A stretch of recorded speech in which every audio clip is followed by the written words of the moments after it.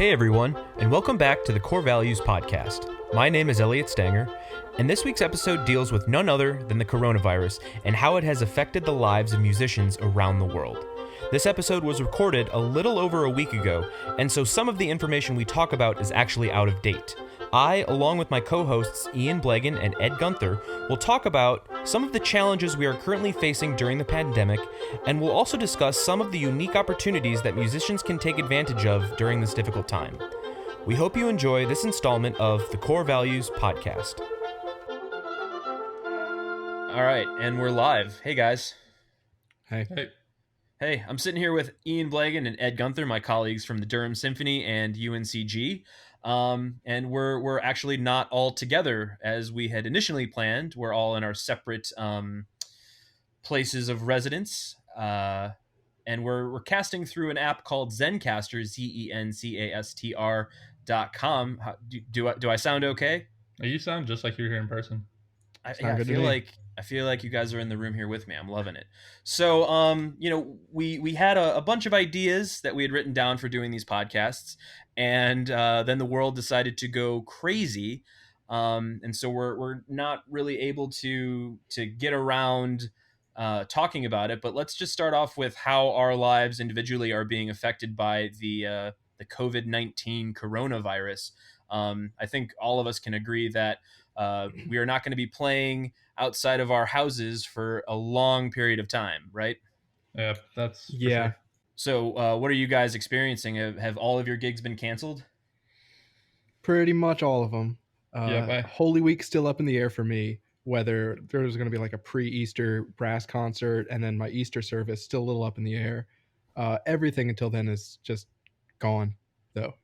Same. Yeah, I was kind of holding out hope that some of the late April and early May gigs would still be, let's wait and see. But yeah, everything through May is completely gone, and that can hurt your wallet certainly. But just the performing opportunities, I feel like are the biggest.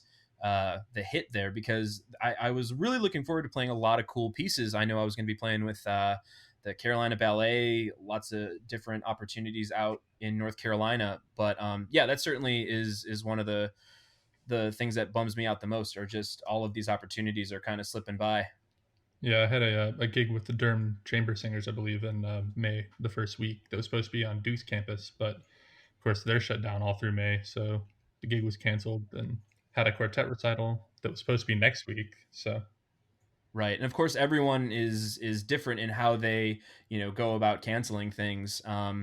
But obviously there are some other opportunities that we can take advantage of. If it wasn't for this pandemic, I probably wouldn't have been able to figure out how to get all three of us together without all being in the same room with all of our busy schedules. It's going to be a little bit harder to orchestrate and organize these kinds of things. But this seems to be working. Ian, what are some other things that you've been doing, like tech wise? What are some other like ways that you've been able to get to scratch that creative itch, so to speak? I'm kind of going back to basics with a good USB microphone and Audacity, and just recording 4-part excerpts or quartets that are simple in my apartment. Just kind of work on section playing with myself, as it were, and get some kind of creativity out there. Yeah, and you and I have been in numerous sections, both at UNC Greensboro and in Durham, and just about every gig that both of us do, we're playing right next to one another. So how is that? Is it different when you're hearing yourself play all the parts, or what do you find that you've had to adjust to? It's a good practice tool in that when you're trying to play in tune with yourself, you notice every little tendency that you have that you may not think of when you're playing in an ensemble, because you can adjust automatically to what you're hearing. But when you have to lay down a part and then come back and play with it, and you didn't have anything to adjust to the first time, it brings everything to light. Yeah, you notice how sharp you are in general. At least I do. Yes. When I lay down that first track, and it's just, wow, that whole thing was sharp. Yeah. Interesting. Ed, what about you? What opportunities are you taking advantage of? Oh, I mean, not a whole lot, but I also plan to do that that section playing too, like getting some 3-part orchestral excerpts and playing with myself. Also, I'm trying to do this virtual brass quintet, and you just sent me a file for that. Well, I'll get on that. Try to right. Yeah, I'm excited about that. That seems like a really cool idea. I've seen a lot of Facebook posts and social media posts of all of these people collaborating together, and that's something that I hadn't really experimented with until recently. But it's fairly easy to get set up. But man, is it's almost like you have the anxiety of performing live during a concert where you don't want to screw up a recording. If you mess up in a rehearsal, or if you have a little blip or a frack, it's small potatoes. But when you want to get a really good performance of something in one go, that's actually a great way to kind of deal with performance anxiety, especially when really nothing's on the line, because you can of course always just delete that recording and start over. But to get something as perfect as possible from top to bottom is something that we all struggle with, because when we rehearse, we usually take little parts of things and try and nail them. But going from top to bottom is a really good tool to have when you're preparing for a recital or a concert, or like what we're doing now with these opportunities of collaborating over the internet. That's it. I've found a lot of fun, but also dealt with a little bit of anxiety of doing that kind of stuff. Yeah, it's almost worse than a live performance, because even in a live performance, if you chip a note, it's fine. People forgive you or whatever. But when you're recording, it's like you can't, because it will just live forever. So it's Yeah. almost like higher stress. There's a pressure of like, if you can go back and do it again, you need to do it again until it's perfect. It's where if it's live, mistakes are going to happen. Nobody's ever going to be perfect. Exactly. And I'm super comfortable in chamber settings when, we're all playing together and we're all playing let's take brass quintet, for example. If I'm playing with four other people, four other performers, my anxiety level is not very high. Even if I frack a note, like Ian said, it's not the end of the world. But when I'm playing that part by myself and it's isolated and there is silence and I am counting rests and trying to hear it in my head while I have the click track going on in my AirPod, it is way more anxious to sit there and do that than to play. Just for the listeners, we're playing Benkel Sanger Leader, which I've played, and I'm sure the two of you guys have played a million times, At and I know least. how it goes, and I could sing it in my sleep. But when I'm sitting there playing it by myself, hoping for a perfect recording, oh man, it definitely raises the stakes there a little bit. Yeah, I'm kind of hoping that everyone does this and just comes out of this pandemic month prodigies and virtuosos. Bec- That would be fantastic. I hope that as well. I've been playing a lot more. I've left my horn out on my practice chair, and every time I come down the stairs, I'm looking at it. And I'm like, well, all right, let's just turn the page in whatever book we're looking at and try the next one. And so it's been, I'm not practicing 2-3 hours a day in a row like I have when I was an undergrad and in graduate school, but it's definitely multiple hours a day of sitting there and playing for 20 minutes, then going to get a glass of water, or watching some TV, or doing something, trying to stay active even though I'm here in my apartment.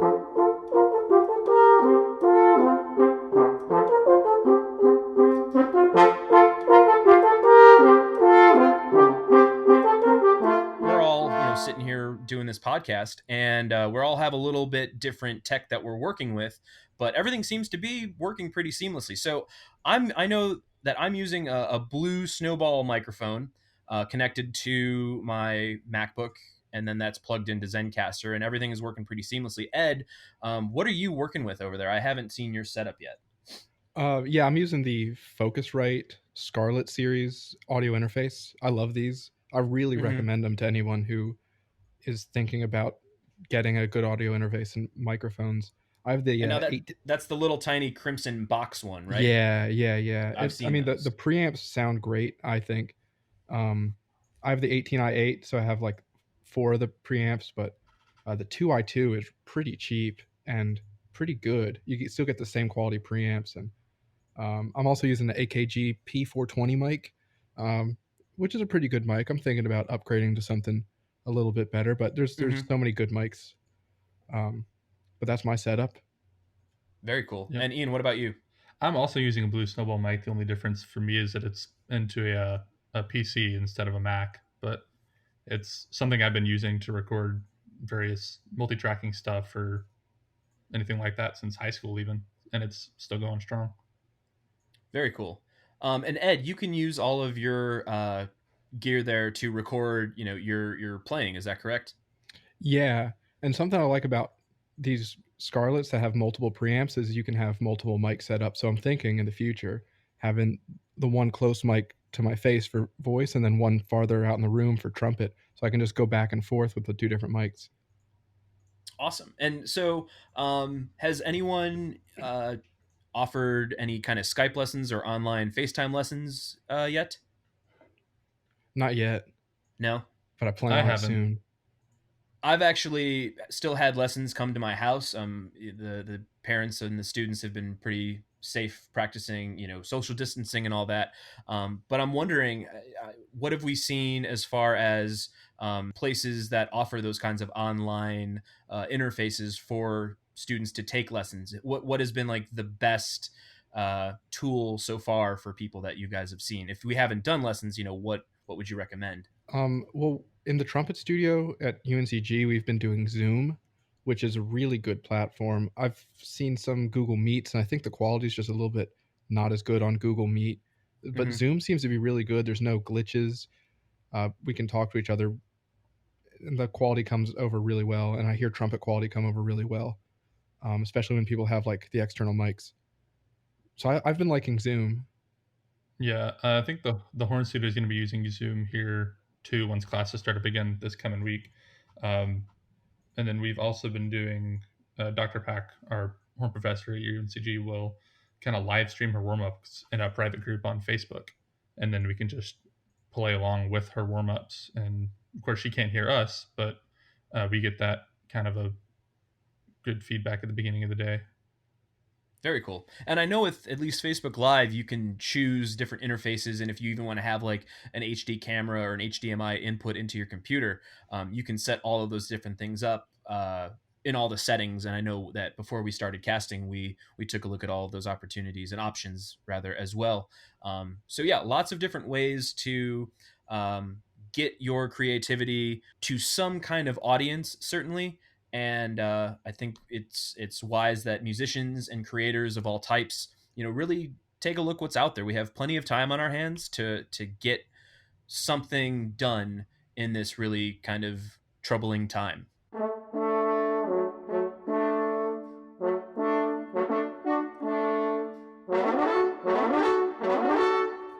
There's this Facebook group I'm in that's pretty cool. It's called like Bud Not Corona, and and it's Bud Herseth is the joke, and it's a bunch. Oh Yeah, man. and there's a very poorly photoshopped uh, Bud Herseth holding a Corona beer as the Yep, cover photo, I'm looking at and it. it's just a bunch of guys. I think there's like 300 members at this point, and every day they pick something. Like yesterday it was uh, a Botza solo, and today it was some Mahler excerpt, and you just see everybody playing them. And there's like, I don't know, 40 submissions a day of just everybody from Now, professionals to like not playing it. It's really good. did this exist before this whole outbreak happened? No, it was like the outbreak break Okay, happened, everyone went home, and then somebody, I don't know who, created the group. gotcha. That's hilarious. Who doesn't love Bud Herseth? I mean, that's Yeah. a really great thing. And that also kind of reminds me of, I can't remember what year this was, but the ice bucket challenge, how, someone would dump a bucket of water on their head and then, pass off the challenge to someone else. I think that's a great way to get other people that may not have a great social media presence or may not know about these different outlets where we can still perform and or be criticized or judged. I mean, that's why all of us went to school for as long as we did. We chose to be um, critiqued, and if you're missing that kind of that desire to improve, that could be a hurdle that you'd have to jump through by yourself. So I think that we could take it upon the three of us ourselves to go to some of the younger students that we know and challenge them to record something or perform something for their family, or start a new project, or try to learn a new technique on their instrument. All of these things I think will be really great in this situation.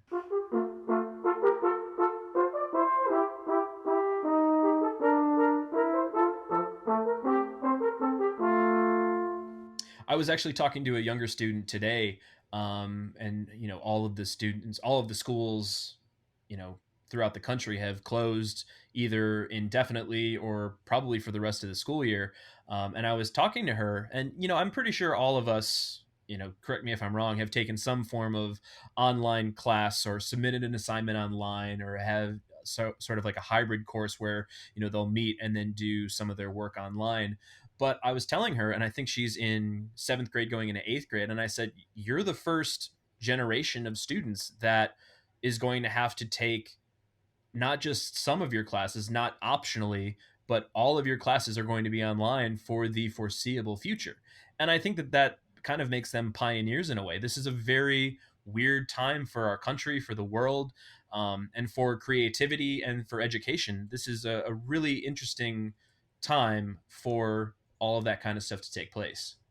Yeah, it's kind of like a black swan moment.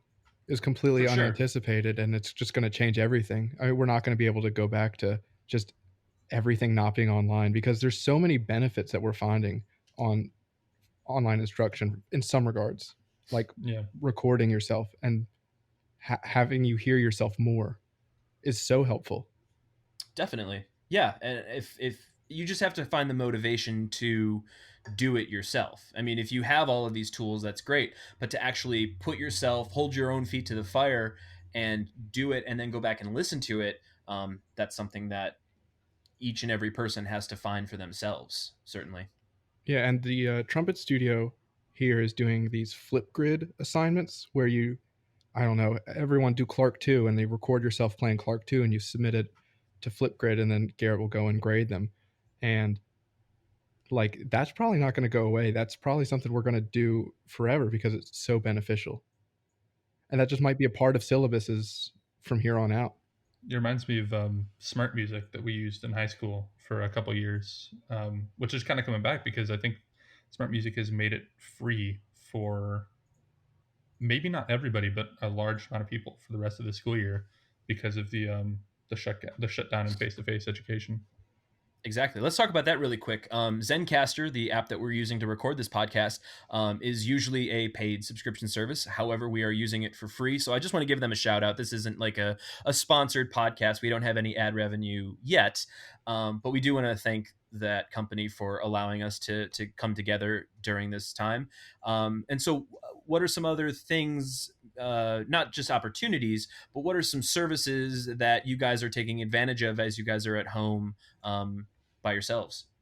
Well, the Berlin Phil Digital Concert Hall is free. You have to redeem it by March 31st, by the end of this month. That's And you right. have access to Digital Concert Hall. And then also, I think the Metropolitan Opera is Yeah, also I was doing going to free bring that streams up. every night. Right. And I think one of the Philadelphia orchestras has a streaming service as well. I can't remember which one or what the proper name of it. I think it's just the Philadelphia Orchestra or Symphony Orchestra. And then I Yeah, I believe, mean, if I'm you not can. mistaken, one of the army bands is doing free stream concerts for a week. I think they started on Friday, and every night for a week they're doing streamed concerts. And there's like, if you look at the Facebook pages of a lot of orchestras, there's a lot of good stuff going on there. Even if it's not like full orchestra content, I think it's the Baltimore has a couple really good posts of just section playing. Like, oh, we can't do Mahler 3 this week, but here's the horn section playing some excerpts from Mahler 3, or here's the offstage trumpet solo. As we were going through our college careers, we had all of these things, all of these different services, and all of these different opportunities kind of slowly and incrementally get introduced into our lives. I know Ian mentioned smart music and online orchestra performances, and even the creation of like online learning platforms like Blackboard and Canvas and Moodle and a bunch of the other ones that I'm sure we've been using for years now. This is kind of all of those companies and all of those services time to shine. And the decisions they make on how they can reach students is really going to tell whether or not they're useful or whether or not they're viable in times like this where we cannot meet face to face, even though we all want to. Yeah, man. Yeah. Anyway, I'm just trying to be profound here. Yeah, Um, I think the big barrier is going to be it's one thing for us who are in various level or various stages of our college or professional careers, and we have access to good audio equipment and all that. And then going back to high school students who are among the first generation to take so many classes online in high school, and then Mm-hmm. I'm thinking about all the kids in the band and orchestra programs who aren't going to get that musical experience for the rest of this year. And whether it be their daily ensemble at school, or stuff like um, kids that are or made their all-state bands or their orchestras or various honor festivals they got into. Like I know, like we have an ensemble here at UNCG that was canceled a while back. It wasn't for the disease, but for a lot of kids, this is their last chance to do something like that, and for that to get canceled, I feel really bad for them. Yeah, I don't know what I would do if I was in high school and all these band festivals and honor bands and state bands and everything was canceled, because that was my outlet. I didn't know about a lot of things. That's all I knew. That's the only Yeah. outlet I had. Yeah, especially for those that come from band programs that aren't necessarily the best, and then this once a year they get a chance to go play with really quality musicians and just lose it. Yeah. And like I the think band competitions, it's a shame that those are all getting Yeah. canceled, because like that's what kids look forward to all year. absolutely. Yep. I think one of the things that I would probably recommend, and not to sound too self-promoting here, but parents just need to go find someone in the area or someone over Skype or some websites that offer live virtual lessons, so that these kids can still scratch that itch of wanting to perform, wanting to get better at their craft, be it, visual art or music or dancing. If you have a decent camera and an okay microphone, you can still, you know, continue forward in your journey through whatever you want to get better at. Or chamber playing as well. I know I didn't play in chamber ensembles at all until I got to college, but the social distancing thing is up to 10 people, you're still okay. So you could easily form a brass quintet or a wind quintet, or just groups with small amounts of your friends, and you could still get that ensemble playing and really branch out into an aspect of musicianship that I think a lot of people don't get to in middle and high school. Yeah, I just hope that that won't be the next thing taken away. Yeah. And it's really hard to do that over an internet connection too. I know there was someone on my Facebook page asking about, how could you collaborate with people live, all at the same time, like a small chamber group via the internet. And I just think with all the different hardware out there, all the different microphones, all the different internet speeds, all the different computers people use and browsers and all that, there's always going to be some kind of latency or lag issue. And I just don't think that that will translate well. I mean, we're doing okay just kind of talking back and forth here without seeing one another, but yeah, being in a chamber group is probably the last musical outlet that you can do besides solo playing. Um, while we're enduring this virus and this outbreak. But hopefully things will look up fairly soon, and I hope you guys are staying positive and taking advantage of all these opportunities that are being presented to us during this difficult time. Yep. Amen. Doing what we can. All right. Well, I just want to say thanks to Ian and Ed for joining me here on the Zencastr app. You can check them out at Zencastr, Zencastr.com. Until next time, I'm Elliott Stanger, and this has been the Core Values Podcast. See you later.